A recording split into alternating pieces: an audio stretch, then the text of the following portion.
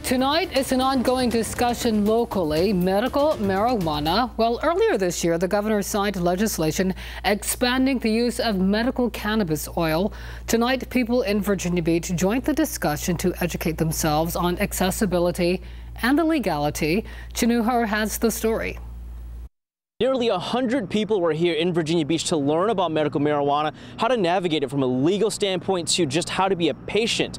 Many here citing their own medical conditions. It's a talk Angelica Valentine and her husband Ward have all the time as a family. I have multiple medical conditions, a lot of nerve pain daily. It's something like I have to deal with every day. And Thursday night, they got to have it with nearly 100 other people at the Myra E. Oberndorf Library, talking about medical marijuana in Virginia Beach. My wife, as she stated, she deals with constant pain.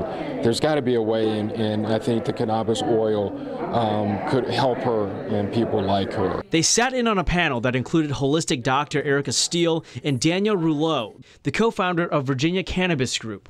The two answered questions for the crowd ranging from the legality of medical marijuana to the health side, alongside David Nygaard. We're hosting this event with some experts in cannabis to talk about how we can make medical marijuana accessible to everybody in Virginia Beach. It's kind of a new program, so we're here to educate people on it.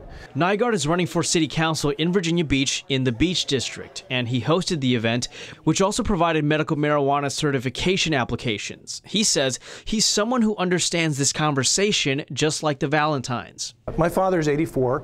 He's on a pain regimen, and he's one of those that could really benefit from this. And the Valentines are thankful to be able to meet others who understand them. I think it's good for our area that we have open-minded folks in this Hampton Roads area that are passionate. In Virginia Beach, Chinuhar, 13 News Now.